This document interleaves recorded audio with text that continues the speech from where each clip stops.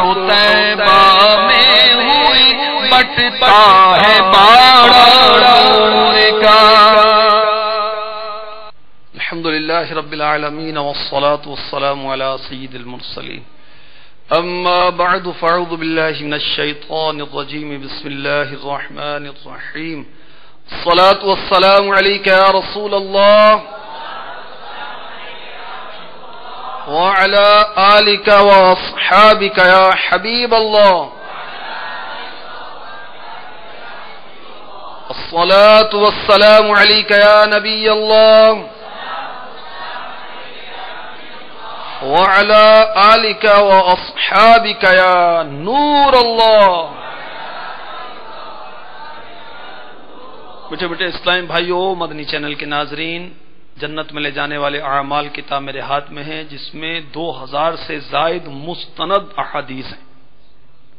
اس میں جو درود پاک کے متعلق احادیث دی ہوئی ہیں ان میں سے ایک سماعت فرمائیے، چنانچہ مسلم شریف حدیث نمبر 408، حضرت سیدنا ابو ہریرہ رضی اللہ تعالی عنہ سے روایت ہے کہ نور کے پیکر، تمام نبیوں کے سرور، دو جہاں کے تاجور، سلطان بحر و بر صلی اللہ تعالی علیہ وآلہ وسلم نے فرمایا کہ جس نے مجھ پر ایک مرتبہ درود پاک پڑھا، اللہ عز و جل اس پر 10 مرتبہ رحمت نازل فرمائے گا۔ صلو علی الحبیب صلی اللہ تعالی علی محمد وعلی آلہ وصحبہ وبارک وسلم۔ میٹھے میٹھے اسلام بھائیو، مدنی چینل کے ناظرین، فرمان مصطفیٰ صلی اللہ علیہ وسلم، نیت المؤمن خیر من عملہ، بندہ مومن کی نیت اس کے عمل سے بہتر ہے۔ اچھی نیت بندے کو جنت میں پہنچا دیتی ہے۔ یاد رکھیے کہ اچھے کام، جائز کام اچھی اچھی نیتوں کے ساتھ کریں گے، ثواب بڑھ جائے گا، اور اگر گناہ کا کام اچھی نیت سے بھی کریں گے پھر بھی گناہ رہے گا، اور گناہ کے کام میں نیتیں جتنی زیادہ خراب ہوں گی اتنا زیادہ وہ گناہ کا ترتب ہوگا۔ تو آئیے اچھے اچھے نیتیں کیجیے، اللہ کی رضا کے لیے اول تا آخر سلسلے میں شرکت کروں گا، عشق رسول کی خیرات پاؤں گا، اور اہم مدنی پھول لکھنے کی سعادت بھی حاصل کروں گا۔ فیضان قصیدہ نور، ماہ نور کے جگمگاتے سلسلے میں پھر حاضری۔ اعلی حضرت رضی اللہ تعالی عنہ کا قصیدہ نور جو 59 اشعار پر مشتمل ہے، اس کے اشعار پڑھنے، سننے، سمجھنے کی سعادت حاصل کر رہے ہیں۔ آج بھی انشاءاللہ یہ سعادت حاصل کریں گے، اور جو اسلام بھائی موجود ہیں اور مدنی چینل کے ناظرین بھی ممکن ہو تو میرے ساتھ مل کر پڑھنے کی سعادت بھی حاصل کریں۔ ان کے قصر قدر سے خلد ایک کمرہ نور کا، ان کے قصر قدر سے خلد ایک کمرہ نور کا، ان کے قصر قدر سے خلد ایک کمرہ نور کا، سدرہ پائے باغ میں، سدرہ پائے باغ میں ننا سا پودا نور کا، صبح طیبہ میں ہوئی بٹتا ہے باڑا نور کا۔ میرے آقا سید اعلی حضرت نوری مصطفیٰ صلی اللہ علیہ وسلم کی شان عظمت نشان میں سبحان اللہ جھوم جھوم کر کہہ رہے ہیں کہ جنت کیا ہے؟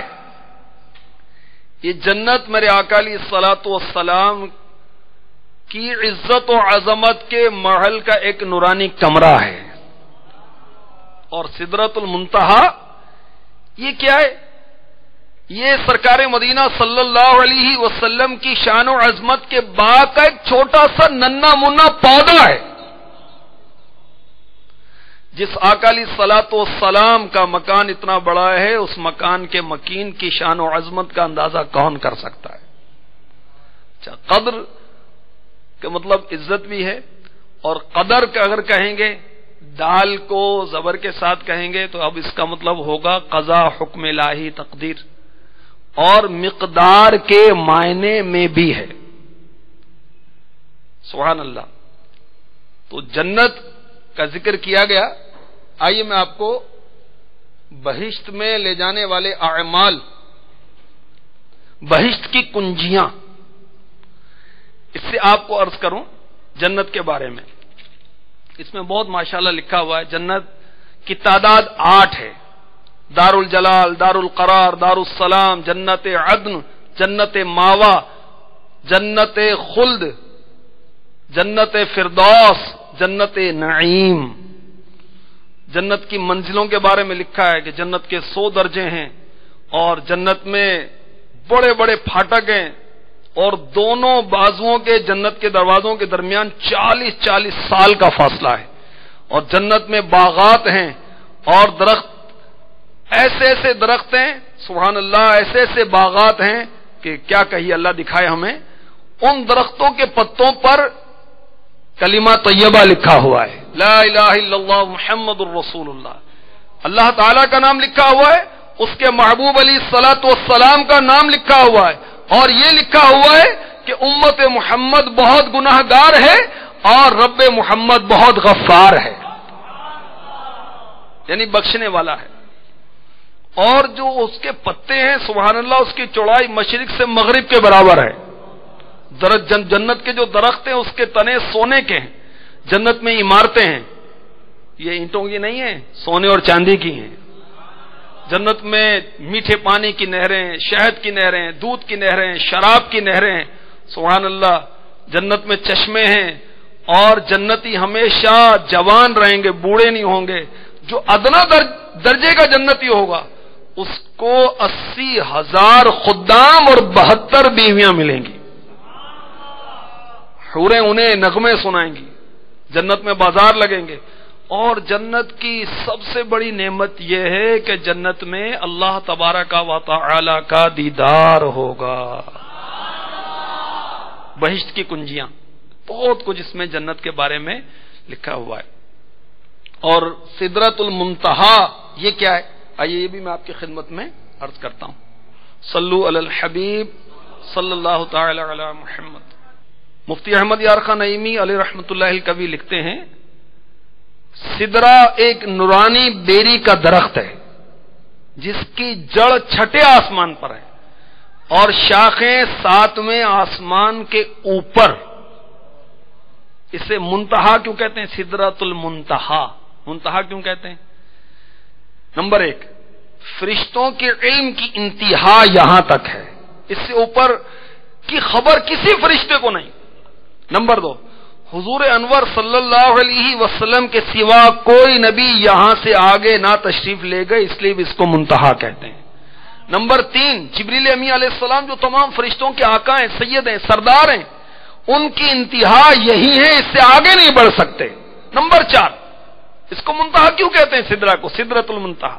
چوتھی وجہ کہ لوگوں کے اعمال یہاں تک ہی فرشتوں کے ذریعے پہنچتے ہیں، پھر یہاں سے اوپر اٹھائے جاتے ہیں اور یوں ہی احکام الہی اوپر سے یہاں تک آتے ہیں، پھر فرشتے یہاں سے لیتے ہیں. تو یہ بیری چند وجہوں سے منتہا یعنی ختم ہونے کی جگہ ہے. اور میٹھے میٹھے اسلامی بھائیوں، بہت پیاری بات مفتی صاحب نے لکھی کہ تمام درختوں میں بیری کا درخت افضل ہے اور اس کے بعد کھجور کا درخت سب سے افضل و اعلی ہے. تو اعلی حضرت اپنے عشق رسول کا اظہار فرما رہے ہیں، ان کے قصر قدر سے خلد ایک کمرہ نور کا، ان کے قصر قدر سے خلد ایک کمرہ نور کا. سدرہ پائے باغ میں، سدرہ پائے باغ میں، ننھا سا پودا نور کا آ گیا، وہ نور والا جس کا سارا نور ہے. عرش بھی فردوس بھی اس شاہ والا نور کا، عرش بھی فردوس بھی اس شاہ والا نور کا. یہ مسمن برج وہ، یہ مسمن برج وہ، مشکل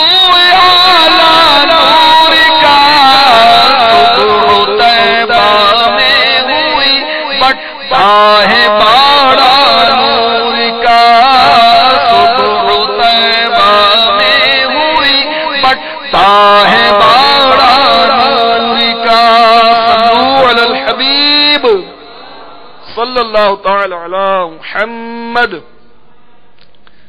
میٹھے میٹھے اسلام بھائیوں، مدنی چینل کے ناظرین، سید اعلی حضرت علی رحمت رب عزت اپنے عشق رسول کا اظہار فرما رہے ہیں۔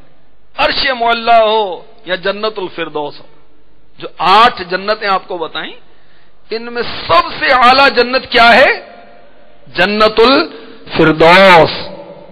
تو اللہ تبارک و تعالیٰ سے جب جنت کی دعا مانگے تو جنت الفردوس کا سوال کرنا چاہیے، اور وہ بھی پیارے آقا صلی اللہ تعالی علیہ وسلم کے پڑوس میں مانگنا چاہیے۔